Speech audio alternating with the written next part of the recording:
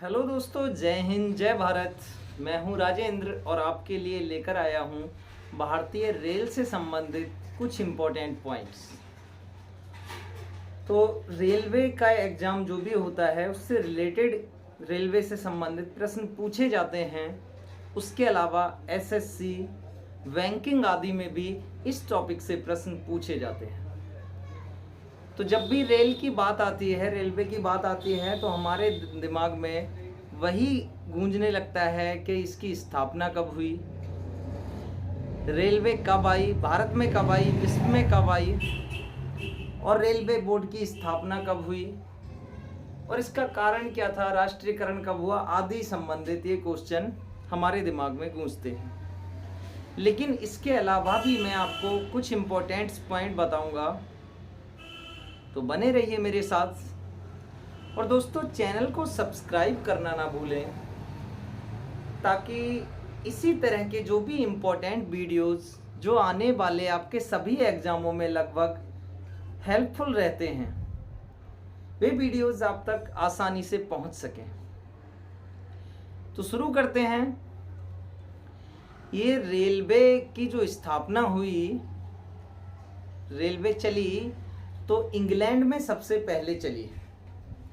England में 1825 में इसकी स्टार्टिंग हुई, रेलवे की शुरुआत हुई। और अगर भारत में बात करें तो 16 अप्रैल 1853 को भारत में रेलवे की स्थापना हुई। यानी भारत में जो रेल चली वो 1853 को चली। और भारत में रेलवे बोर्ड की जो स्थापना हुई वो 1905 में जाकर हुई। एक इंजीनियर श्रीधरन थे, उनको जाना जाता था मेट्रो पुरुष के नाम से। ये काफ़ी एग्जामों में पूछ भी लेता है कि मेट्रो पुरुष के नाम से किसको जाना जाता है। तो दोस्तों, मेट्रो पुरुष के नाम से जो जाना जाता है वो इंजीनियर श्रीधरन को जाना जाता है। ठीक है, हमारे देश में यानी भारत में रेल चली 1853 को, यानी 16 अप्रैल 1853 को। लेकिन कभी कभी क्वेश्चन यूँ भी पूछ लेता है कि किसके शासन काल में चली। तो भारत में जो रेल चली 16 अप्रैल 1853 को, ये लॉर्ड डलहौजी के शासन काल में चली। दोस्तों, इसीलिए मैं बोलता हूं आपको कॉपी पेन लेकर बैठा कीजिए ताकि कुछ इंपॉर्टेंट पॉइंट जो हैं वो आप नोट करते चलिए। तो भारत में जो रेल चली वो 16 अप्रैल 1853 को चली, लेकिन ये लॉर्ड डलहौजी के शासन काल में चली। उसके बाद में भारत की जो रेल है उसका राष्ट्रीयकरण हुआ। राष्ट्रीयकरण कब हुआ दोस्तों? 1950 में भारतीय रेल का राष्ट्रीयकरण हुआ। अब कई बार ये भी पूछ लेता है कि 1853 को रेल तो चली, लेकिन ये कहां से कहां तक चली। बहुत ही कॉमन सा सवाल है, आप सभी को पता होगा, लेकिन फिर भी मैं दोहरा देता हूं ताकि आपको अच्छे से याद हो जाए। तो ये भारत में जो रेल चली वो मुंबई से ठाणे के बीच चली और इसकी दूरी थी लगभग 34 किलोमीटर। उसके बाद में एक विद्युत यानी बिजली से चलने वाले इंजन का निर्माण हुआ भारत में। भारत में बिजली से चलने वाले इंजन का निर्माण हुआ, वो हुआ 1971 में, 1971 में। इसको भी नोट कर लेना, ये बहुत ही इंपॉर्टेंट क्वेश्चन है। अक्सर एग्जामों में ये पूछ लेता है कि भारत में पहला विद्युत इंजन कब चला, तो वो 1971 में। और एक रेलगाड़ी चलती है, बहुत ही इंपॉर्टेंट है, समझौता एक्सप्रेस। नाम भी बहुत अच्छा है और रेलगाड़ी भी बहुत अच्छी है और शायद ये काम करती है दो देशों को मिलाने का, लेकिन फिर भी नहीं मिल पा रहे हैं। खैर, ये हमारा दुर्भाग्य है। तो समझौता एक्सप्रेस जो चलती है वो कहां से कहां चलती है, किन दो देशों के बीच चलती है? तो दोस्तों, इसको भी नोट कर लीजिएगा। ये समझौता एक्सप्रेस जो चलती है ये भारत और पाकिस्तान के मध्य चलती है। भारत और पाकिस्तान के मध्य कौन सी चलती है? समझौता एक्सप्रेस।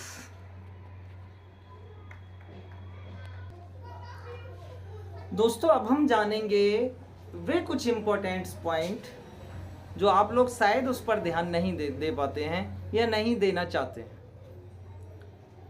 तो जो भारतीय रेलवे सिस्टम है ये विश्व में चौथे नंबर पर है।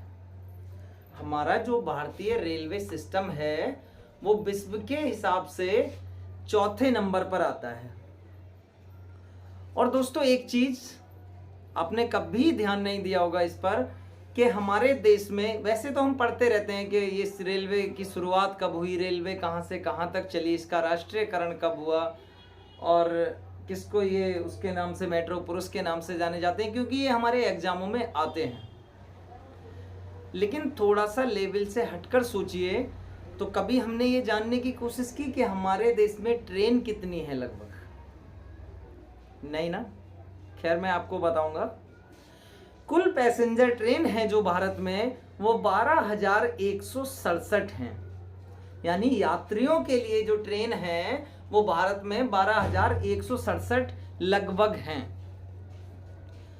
इसके अलावा पैसेंजर ट्रेन के अलावा मालगाड़ी जो ट्रेन है 7,349, यानी लगभग 7,500 के समथिंग मालगाड़ी ट्रेन हैं।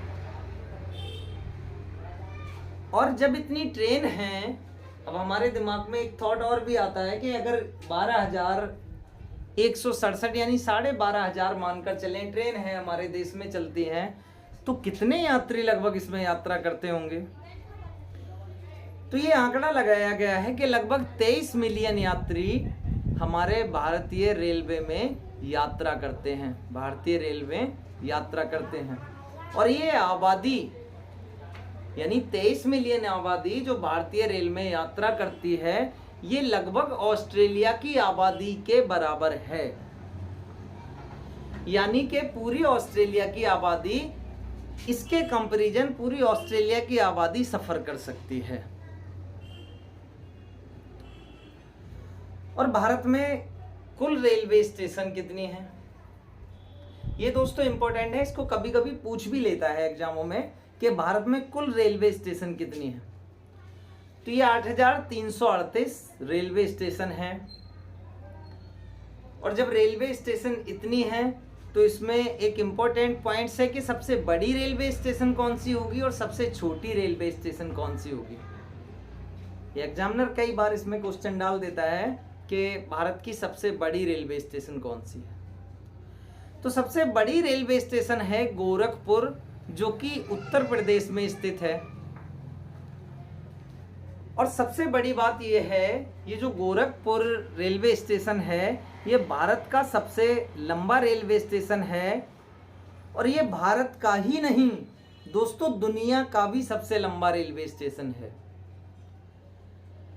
ये लगभग 1366.4 मीटर लंबा है। अब बात करते हैं सबसे छोटा रेलवे स्टेशन कौन सा है। तो सबसे छोटा रेलवे स्टेशन है पेनुमुरु रेलवे स्टेशन। इसको भी दोस्तों नोट कर लीजिएगा।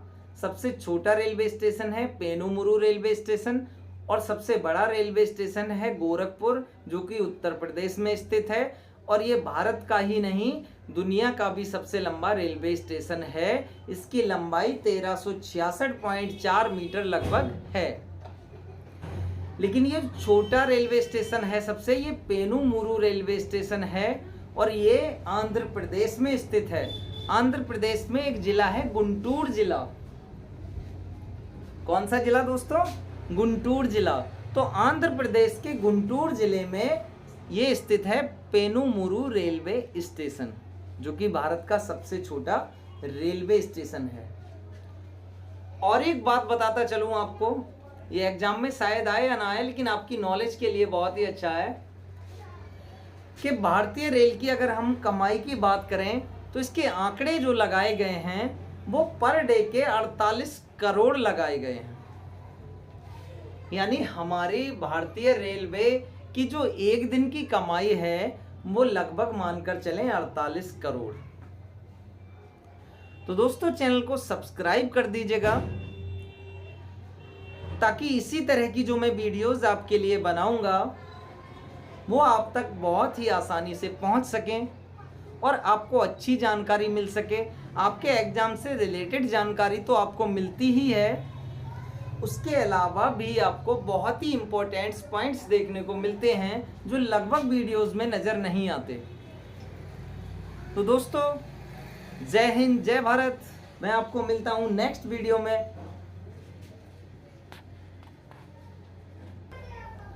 बहुत ही सरल और बहुत ही रोचक भाषा के साथ।